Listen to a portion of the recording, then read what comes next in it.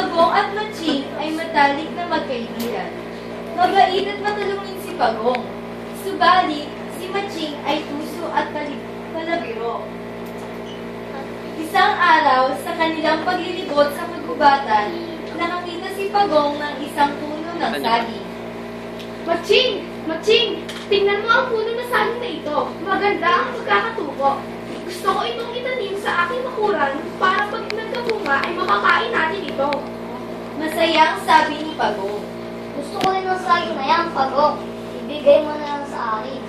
Sabi ni Matching. Pasensya ka na.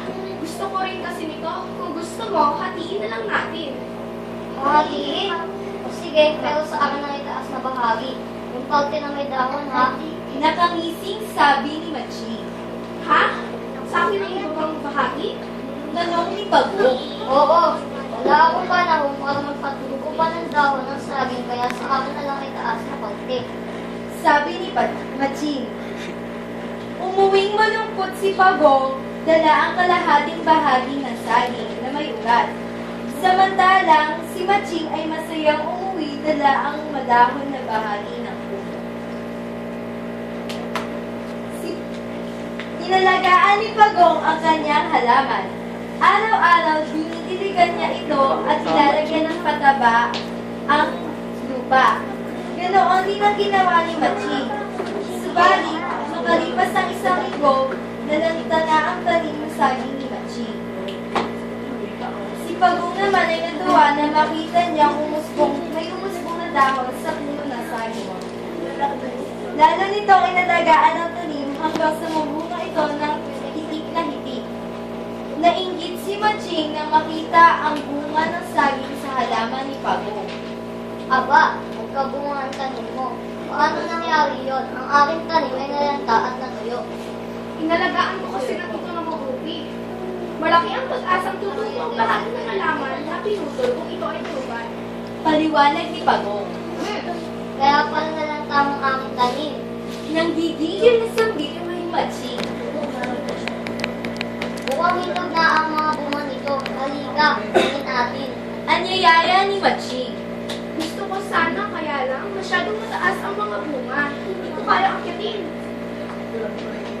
Sabi ni Pagong. Kung gusto mo, ako na lang ang aakyat. Ibibigay ko sa iyo ang lahat ng mga bunga. Basta bigyan mo lang akong konti para sa aking merienda. Sabi ni Matching. Pumayag si Pagong sa alok ni Matching. Subalit, na makarating na si Matching sa taas ng puno, inain niya lahat ng bunga ng puno. Wala itong tinira para kay Pagong. Akin na lahat ito, Pagong. Gutom na ako. Kulang pa ito para sa akin. Tuwang-tuwang sabi ni Pagong. Matching. Galit na galit si Pagong sa ginawa ni Matching. Habang natutulog si Matching, naglagay siya ng mga tinik sa ilalim ng puno. Nang magising si Matching ay nakita niya ang mga tinik, kaya't humingi ito ng tulong kay Pagong. Pagong, tulungan mo ako. Alisin mo ang tinik na ito. Malapit nang dumilim at uulan ng malakas. Ayoko! Napakal sa bahay mo.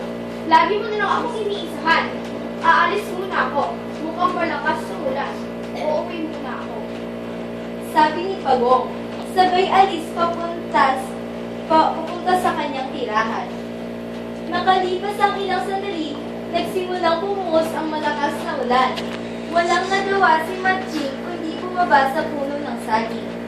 Aray, natutuso ako ng mga tinik. Aroy!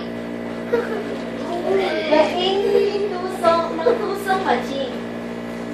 Umanda ka sa akin bukas, Pagong. Gaganti ako sa ginawa mo sa akin. Bulong nito sa sarili.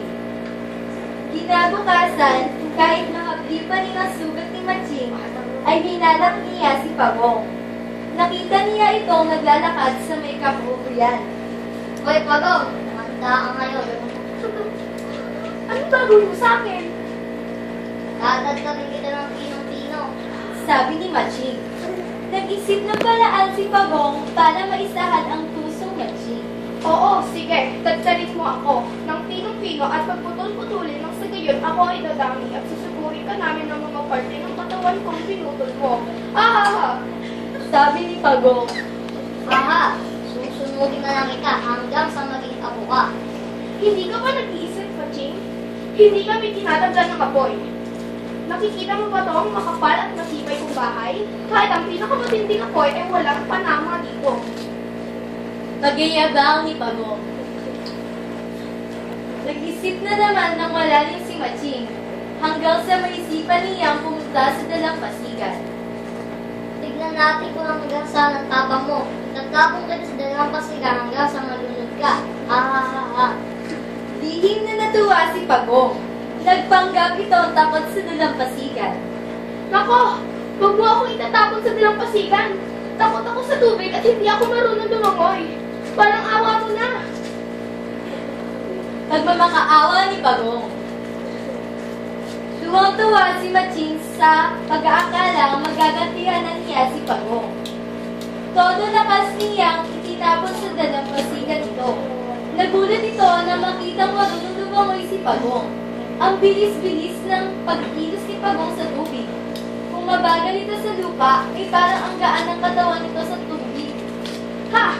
Naisabi kita, Maching. Hindi mo ba alam na gusto ko ang lumangoy sa dalampasigan at magbabad sa tubig? Salamat, kaibigan!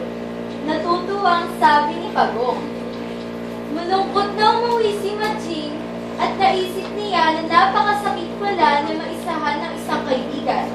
Naramdaman niya kung paano masaktan kapag naloloko ng isang kaibigan. Mula noon, nagbago na si Maching at hindi na sila nagkita muli ni Pagong. Tapos na.